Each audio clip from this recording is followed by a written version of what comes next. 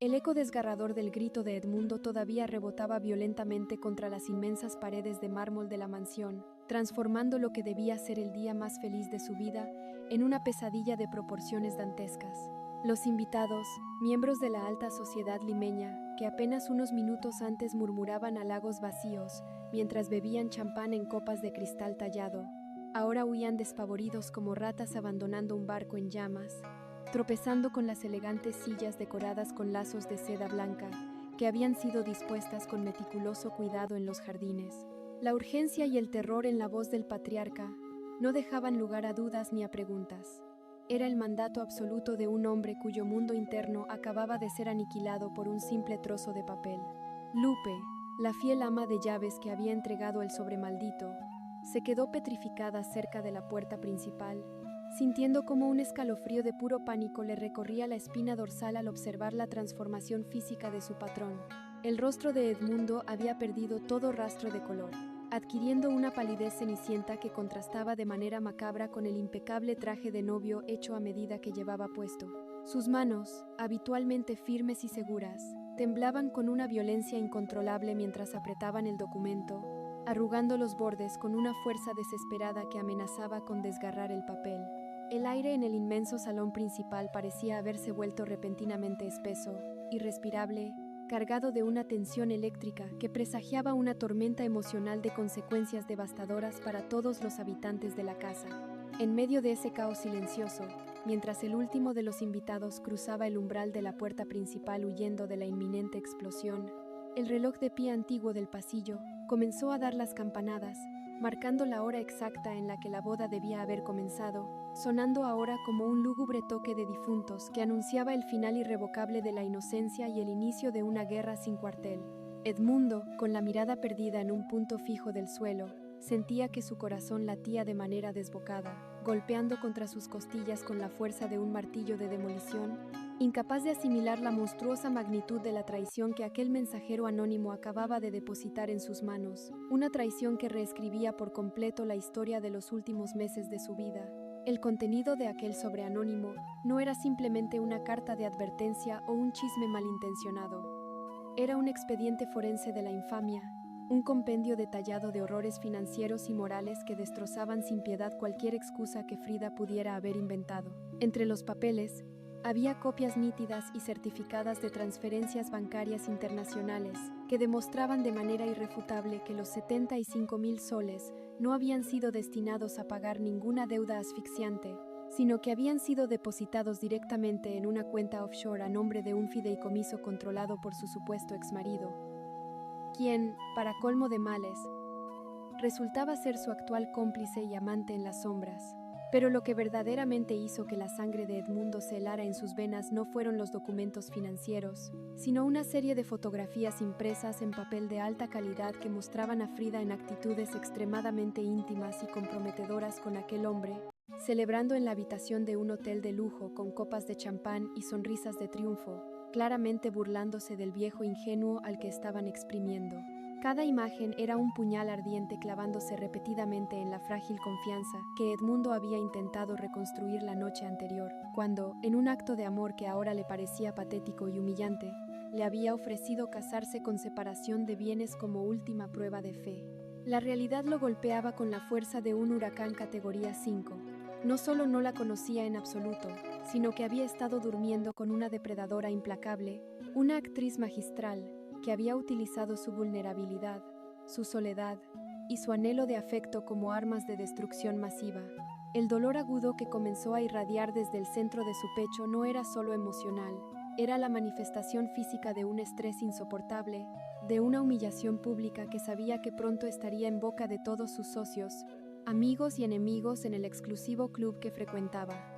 Mientras leía las transcripciones de unos mensajes de texto adjuntos, donde Frida se refería a él con términos despectivos y crueles, calculando exactamente cuánto tiempo le quedaba de vida para heredar y disfrutar de su fortuna junto a su verdadero amor, Edmundo sintió que la bilis le subía por la garganta, sintiendo un asco profundo no solo por la mujer de la que creía estar enamorado, sino también por sí mismo, por haber sido tan ciego, tan sordo a las advertencias de su propia intuición que durante semanas le había gritado que algo en todo este asunto estaba podrido hasta la médula. En ese preciso instante, ajena por completo al cataclismo que acababa de borrar su futuro del mapa, Frida apareció en lo alto de la majestuosa escalera, luciendo el vestido de novia más espectacular que el dinero de Edmundo había podido comprar en la capital, una obra de arte de encaje francés y pedrería que ahora parecía una burla cruel, un disfraz de cordero sobre un lobo hambriento. Al notar el silencio sepulcral, la ausencia total de invitados, de música y de alegría, su rostro se descompuso por una fracción de segundo antes de adoptar rápidamente la máscara de preocupación y victimismo que tan buenos resultados le había dado en el pasado. Bajó los escalones con una prisa calculada, levantando ligeramente la falda con sus manos enguantadas, fingiendo una ingenuidad que a Edmundo le provocó unas intensas ganas de vomitar allí mismo, sobre la alfombra persa del recibidor. Sin embargo, cuando ella se acercó y extendió una mano temblorosa hacia él, preguntando con voz dulce y falsamente alarmada qué había sucedido y dónde estaban todos, Edmundo no respondió con palabras, sino que, en un movimiento rápido e inusualmente violento para un hombre de su edad, le arrojó el fajo de fotografías y documentos directamente a la cara. Los papeles llovieron a su alrededor como hojas de otoño envenenadas, revelando los rostros sonrientes de Frida y su amante esparcidos por el suelo de mármol. Durante un instante interminable, el tiempo pareció detenerse mientras los ojos de la mujer escaneaban las imágenes que confirmaban su ruina absoluta, lejos de derrumbarse en lágrimas de arrepentimiento, como dictaría el libreto de una pecadora descubierta. Algo oscuro y aterrador se quebró dentro de Frida. La máscara de dulzura cayó al suelo rompiéndose en mil pedazos invisibles, dejando al descubierto el verdadero rostro de una sociópata acorralada, fría y calculadora. Sus hombros se enderezaron, su respiración se volvió pausada y, para horror de Edmundo, una sonrisa torcida, desprovista de cualquier rastro de humanidad, comenzó a dibujarse lentamente en sus labios, mientras sus ojos oscuros brillaban con una malicia pura y sin destilar. Ya no había necesidad de fingir fragilidad, ya no había necesidad de jugar a la novia ofendida. El juego había terminado, y ella había perdido la partida principal, pero estaba completamente dispuesta a quemar el tablero entero antes de retirarse, transformando su desesperación en un ataque verbal tan brutal y despiadado que las paredes de la casa parecerían temblar, escupiendo cada resentimiento, cada burla que había tenido que tragar durante meses de falsa devoción hacia un hombre al que en el fondo despreciaba con cada fibra de su ser, dispuesta a destruir lo poco que quedaba de la dignidad de su exprometido. El enfrentamiento verbal que siguió no fue una simple discusión de pareja, sino una masacre psicológica en la que Frida, desatada por la certeza de no tener absolutamente nada más que perder, utilizó todos y cada uno de los secretos, debilidades e inseguridades de Edmundo como cuchillos afilados, buscando infligir el mayor nivel de sufrimiento posible. Le gritó en la cara lo patético que le resultaba, lo repulsivo que encontraba tener que fingir deseo por un anciano que necesitaba comprar el afecto de mujeres jóvenes para no morir solo y olvidado en esa mansión que parecía más un mausoleo que un hogar, destruyendo en minutos cualquier recuerdo hermoso que él pudiera albergar de su relación. Fue en medio de este tornado de crueldad y odio descontrolado cuando las inmensas puertas dobles del salón principal se abrieron de golpe, dejando paso a una Macarena que, apoyada precariamente en sus muletas tras su accidente, llegaba exhausta y tarde a la ceremonia, esperando encontrar a su madre en el altar, pero topándose en su lugar con una escena sacada directamente del mismísimo infierno. La joven, que a pesar de sus propios defectos y manipulaciones pasadas siempre había creído firmemente en la versión de su madre sobre el sufrimiento causado por su padre biológico, se quedó paralizada en el umbral, escuchando con sus propios oídos cómo la mujer que le dio la vida confesaba a gritos, con un orgullo enfermizo, ser la arquitecta de un plan maestro de extorsión y engaño, reconociendo que su padre no era un monstruo que las había abandonado, sino un cómplice activo en la estafa que llevaban a cabo juntos.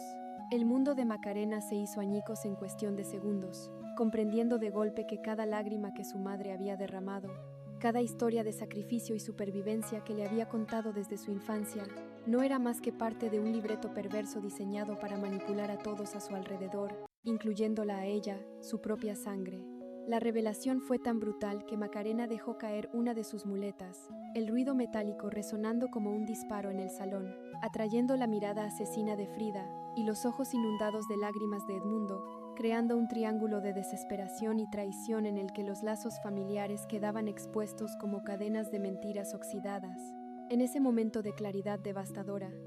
Macarena entendió que ella misma había sido moldeada por esa oscuridad, que había heredado el veneno de su madre, y un sentimiento de asco y repulsión inenarrable la invadió, empujándola a tomar una decisión drástica que cambiaría el rumbo de su vida para siempre. Tendría que elegir entre hundirse en el fango junto a la mujer que la había criado, o intentar redimirse ayudando al hombre que su madre estaba intentando destruir con sus propias manos manchadas de avaricia. La intensidad de la revelación, sumada a la brutalidad del ataque verbal y la humillación pública que sabía que se avecinaba, resultó ser una carga demasiado pesada para el corazón de Edmundo, un órgano que ya venía sufriendo el desgaste de meses de tensiones, dudas y un amor tóxico que lo había consumido por dentro. Mientras Macarena y Frida intercambiaban miradas cargadas de un resentimiento letal, Edmundo llevó de pronto ambas manos a su pecho, apretando la tela de su camisa fina con tanta fuerza que arrancó 2 botones, emitiendo un gemido sordo, ahogado, que sonó como el de un animal atrapado en una trampa de acero, antes de que sus rodillas cedieran bajo su propio peso. Cayó pesadamente sobre el suelo de mármol, rodeado de las fotografías que documentaban su ruina, con la respiración cortada y los ojos fijos en el inmenso candelabro de cristal del techo, sintiendo que un elefante invisible se había sentado sobre sus pulmones, impidiéndole tomar una bocanada de aire mientras un dolor ardiente le recorría el brazo izquierdo hasta la mandíbula.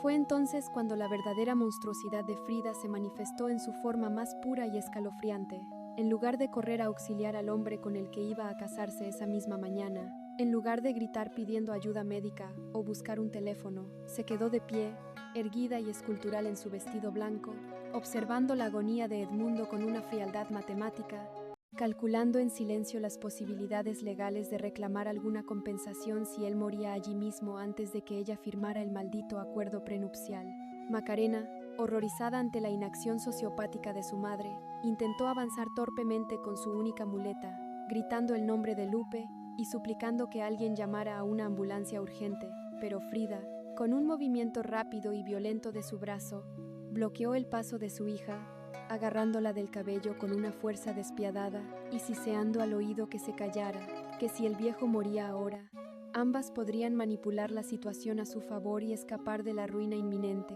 El salón principal de la mansión se convirtió en el escenario de una lucha macabra entre la vida y la muerte, entre la ambición desmedida y la última chispa de decencia, mientras Edmundo luchaba desesperadamente por mantenerse consciente, extendiendo una mano temblorosa hacia el vacío, no buscando a la mujer que amaba, sino buscando aferrarse a la vida para poder tener la oportunidad de vengarse de la traición más grande que había sufrido, dejando el destino de su imperio pendiendo de un hilo muy fino.